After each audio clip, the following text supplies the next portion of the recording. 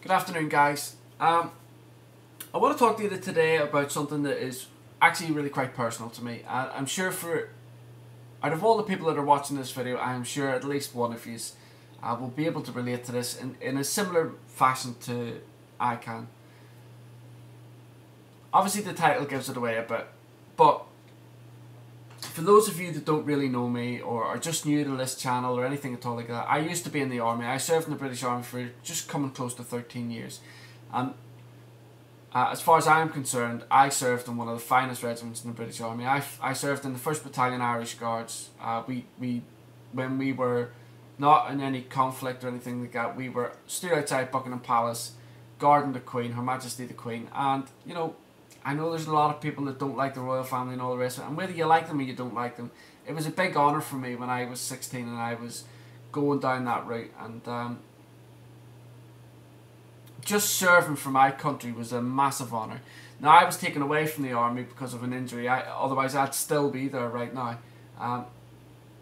Although I'm not in the army, and I haven't been in the army now for a few years, I'm still strongly connected to my battalion. I still have, you know, the friends that I joined up with, or some of them are still in the army, and they're not just friends. You know, they're like brothers. My children view them as uncles, and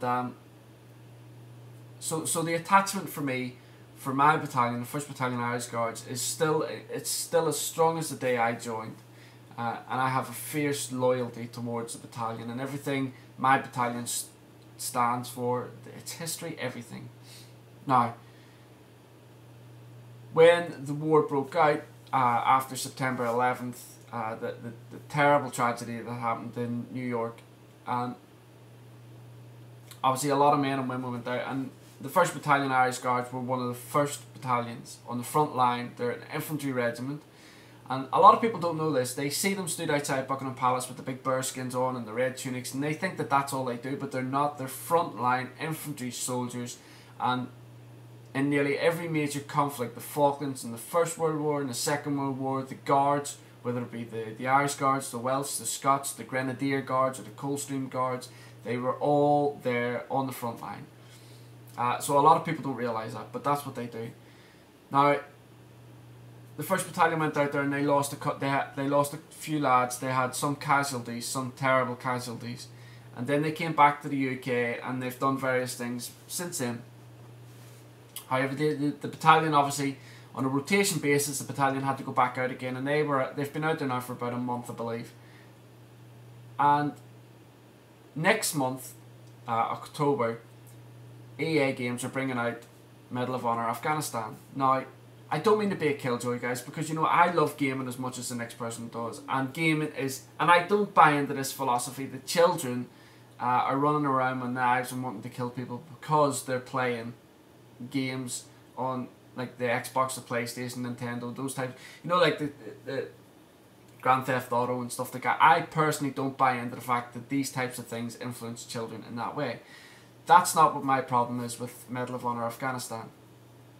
I just feel that it's a little bit insensitive, just a little bit insensitive at the minute, because while somebody's sitting playing a game for real, in real time, an American or a British or whatever other nation is out there could be killed by a Taliban terrorist. And I know what I'm saying is very hypocritical, because I love the Medal of Honor franchise. I love playing that game. That's my genre of game. And if, you know, I'm not a big gamer, but when I do play, that's the type of games I like playing. And I've played all the Medal of Honor franchise up to date. And I probably won't play Medal of, as a matter of fact, I know I won't play Medal of Honor Afghanistan. I'm not trying to make a stance or anything like that. It's just I don't think I could do that, knowing that I have very, very close friends. They're like brothers out there that at any minute I could get a phone call and say that they've been killed. And I'm sure that's why I say I'm sure there's other people that are watching this video now, whether it's not, you know, whether it's your brother or your sister or auntie or uncle or friends that you know, friends of your family or anything that are out there in Afghanistan at the minute. You know, maybe you're feeling the same, maybe you're not, maybe I'm looking at this maybe too cynically, I don't know. But that's why I wanted to make this video. I wanted to find out from you guys, what do you think? Now, I'm not saying that EA games are evil and they shouldn't be doing it. I'm not saying that at all. I think it's a very, very dodgy situation. I really don't know what I think about it. And like, you know, so anyway, what do you guys think? Do you agree with me? Do you think I'm overreacting? Do you think it's, you know, a bottom line is it's just a game. It's, when you get right down to the grassroots of it, it's just a bunch of ones and zeros? Or do you think that there is more to it than that? Do you think maybe the EA games maybe should have stood off a little bit and waited, or come up with a different? I mean, like, there's been loads of conflicts that they could have replicated for a game, and I just think that playing a game about a war that is taking lives nearly every single day, and it's happening right now, it's just a little bit too close to the knuckle. I don't know. What do you guys think? This is, you know, like I say, guys, this is something that's really close and personal to me now, and to my kids, because my kids, they go to bed every night and they pray that